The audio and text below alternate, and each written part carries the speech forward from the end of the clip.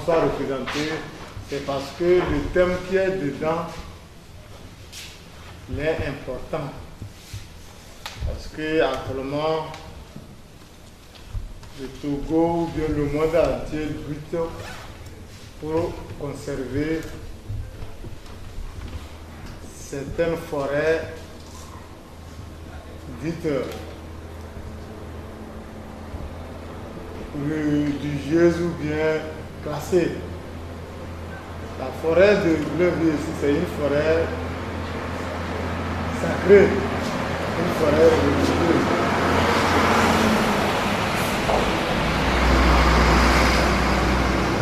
Elle a un avantage pour la population, pour le village. Ce n'est pas aujourd'hui que cette forêt est née. C'est une forêt qui est là depuis nos grands-parents. Si vous avez su conserver certaines reliques, jusqu'à présent, il m'a demandé de vous prier de faire un effort pour conserver cette forêt et la faire développer. Au moins les limites, d'abord protéger les limites de cette forêt. Je sens que ça fait 1,5 hectare, de faire tout pour préserver les limites. Et avec l'appui de l'Equinat et les partenaires, pour valoriser cette forêt qui va profiter au village de Bleunvier. Donc, il y a un règlement que vous vous êtes fixé, qu'on a jugé bon, et je pense que si tout le monde respecte les clauses, les articles, je pense que cette forêt sera préservée et va servir au village de Bleunvier. Et pourquoi pas, cette forêt sera classée parmi les forêts sacrées du Togo. Donc, je vous demande, vous qui êtes ici pour participer à cet atelier, de mettre du sien. La forêt appartient à Bleunvier et vous appartient. Les avantages que cela va procurer va revenir à Bleunvier. Donc, je demande surtout les femmes et les enfants. C'est eux, les enfants qui aiment rentrer dans la forêt, qui bradent les interdits. Donc je vous confie de demander à vos enfants de bien vous fonder, de les sensibiliser pour que la forêt soit préservée et même valorisée pour les générations présentes et futures. Je vous remercie.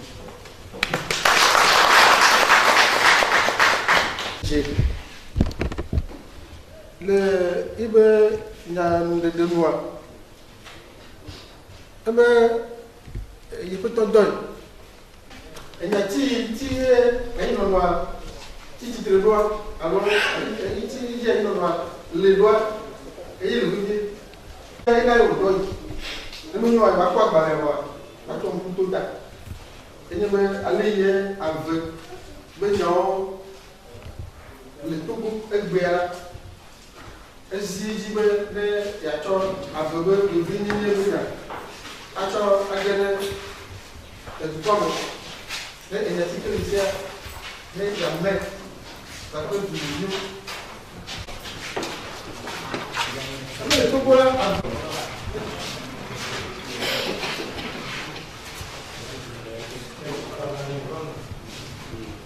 Robert aleye afin le Bleunvier le Togo c'est pour le petit jaja allo maja me yawo tia e mo me le do deux be ya do ila kokoko ne yaba kpɔ ɛmɛ ke yekpɔ be ehiã be abekake yi ke ɖe tsi miabe nua to le fia ehiã be woana be ne gbagbo ne be yi ke doa ne to doa ame yi ya keke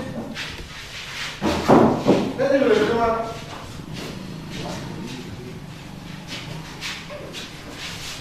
wane asikɔbɔ to ɛdɔ kini gasi wɔwɔ mɛ wa wane asikɔbɔ ɛfɛ made na ɔbɛnze nukua kɛse gbali yo alo se gbali kedi nyɛ gasi wo fifi la le dɔn dɔ wɔwɔbɛ ɛna wɔbɛ tamususu ike nyɛ kini mo na bɛ ti mɛnu ade ti ne dua ade ti na to mo dua keke ne wa kɔmɛ ɛmɛ baba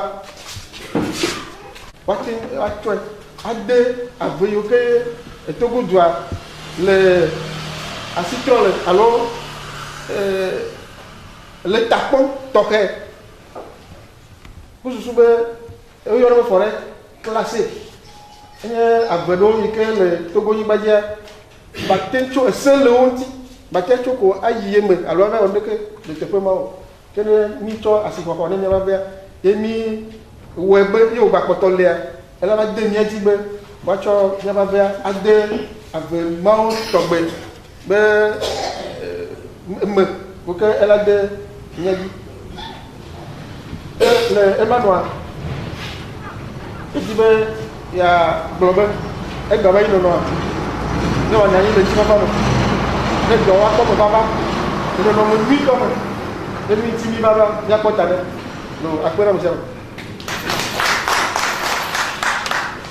Va do mia dome nyɔnua mianɔ gã eva me dɔ va do mia dome elabe fifi le ame ɖe gbɔgblɔ be ese yiwo ke le miaƒe agbalẽa me dɔa gɔme egba hafi ne agbalẽawo ne va ŋlɔa mi ge ɖe tɔgbe bubutɔ dzi be avea ŋuti nya ame yiwo nye ne va te ŋu dɔ mi ɖo ɖe wo gbɔ miava se nyati ɖeka eve ɖewo ne miate tsɔ de agbalẽa me ko le kɔ ɖe sia ɖe me kloe alo dumegãwo ame yiwo ke nye ame tsitsi ena mi ge ɖe wo dzi ɖeka ɖeka to dumegãwo le vo ame yiwo ke gba nye ame tsitsi vɔ womenye dumegãwo vɔ wonya be wonya nuku ɖe avea ŋutia edɔ mi ɖo ɖe wo gbɔ mi va ko nume kple wo hafi va yi ɖe agbalẽ ŋɔŋlɔ gbɔ eye mi ŋlɔe vɔa mi gba wɔ kɔpi nɛ tsɔ va ma ne ame yiwo dzi mi to va yi ke ŋu mi gba na wonya be egbea be ŋkekea ela vava ke woada ŋku ɖe me anɔ kpɔ be agbalẽa fi ke menyo fi ke nyo fi ke miate dzra ɖo nɛ o ele ame sugbɔ gbɔ fifia ewɔ vi ɖe mi dzi be miado taflatse be agbalẽa va fi ɖe le mi tsɔ ŋkɔ ɖe be historique de la forêt sacrée de Blainville enye avea be fi wodzɔ tso keke va na egbe nu ya mo nya tso ŋutia ame yiwo te gogo miwo ƒoƒo ne mia mi tsɔ eɖewo de agbalẽa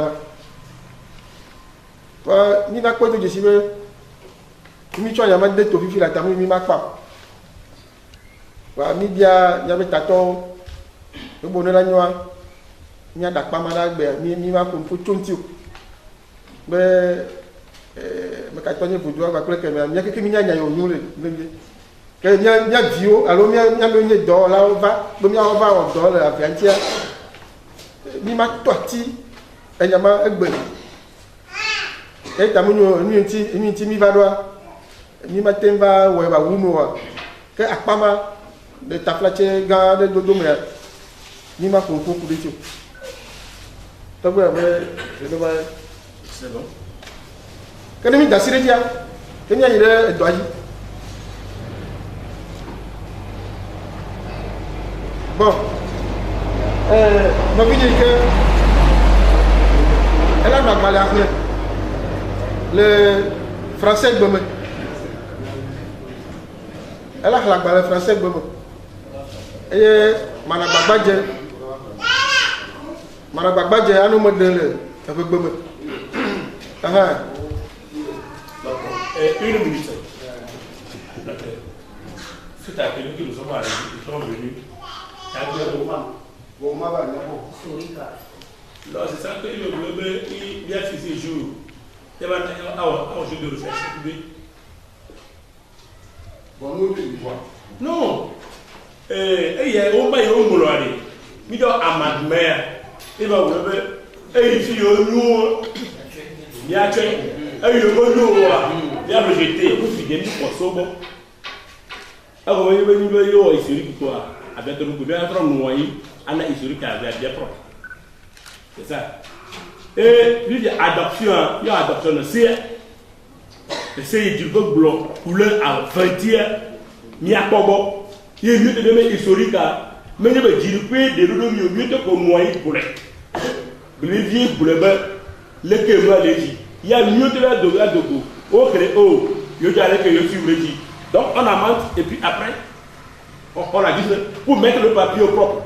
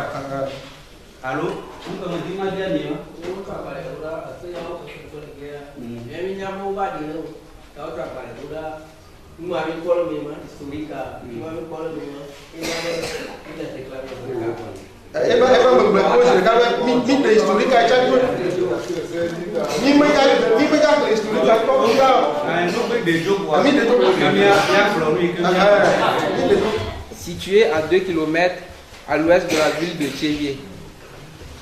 La population active est majoritairement agricole, 97%. Blainvier dispose d'une forêt sacrée dite forêt sacrée Ni-Blainvier, qui jadis faisait la fierté du village.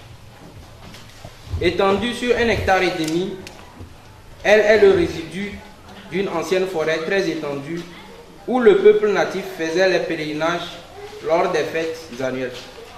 Fort heureusement, cette forêt a été aménagée grâce à l'appui financier du programme de microfinancement de Fonds pour l'environnement mondial, FEM. Le projet d'aménagement participatif et valorisation de la forêt sacrée du canton de Blainvier a donc contribué à conserver une forêt clôturée d'1,5 hectare.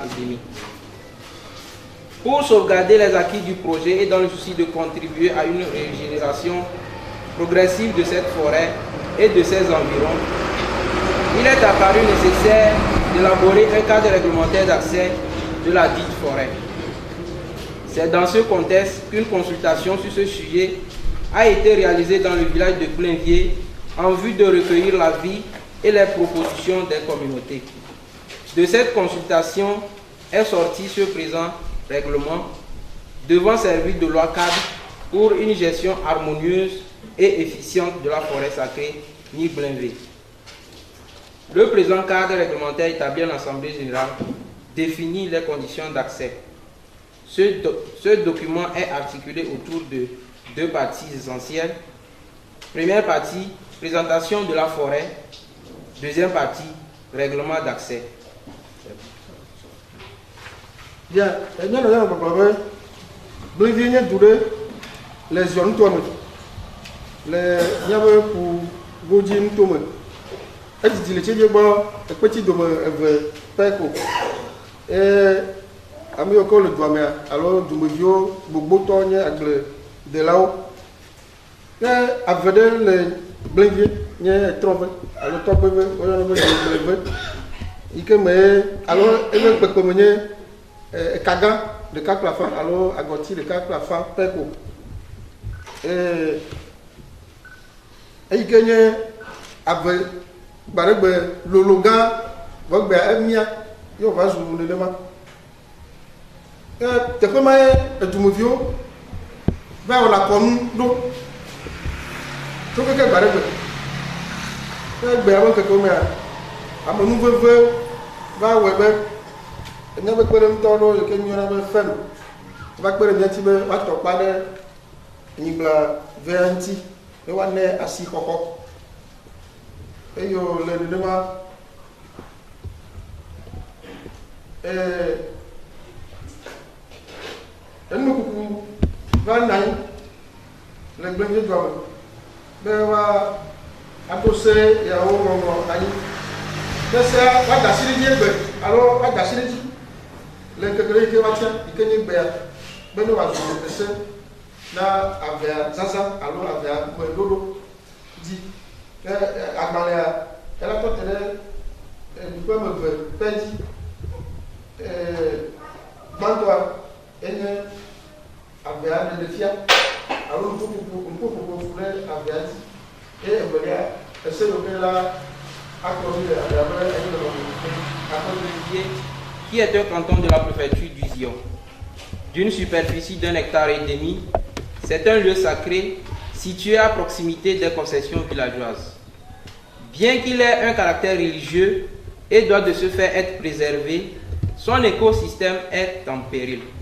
Sur le plan phytogéographique, il s'agit d'une variante sèche de forêt semi-décidue sur terre de bas dont la strate supérieure dépasse rarement 20 mètres de hauteur.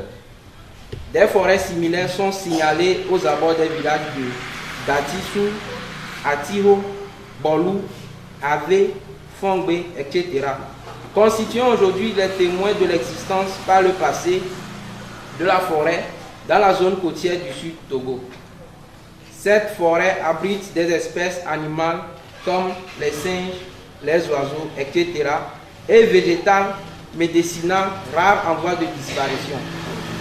Elle est aujourd'hui fortement dégradée principalement sous l'effet des activités humaines.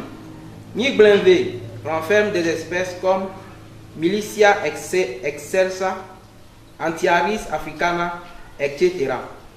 Elle a été aménagée grâce à l'appui financier du programme de microfinancement du Fonds pour l'environnement mondial. Bien. On peut courir à quel canton les hommes tournent. Et votre commune à côté de la pour la fois. Il y a alors Bedola peut les que pour taler à mon pour un petit. Et on le demande avec alors que bien.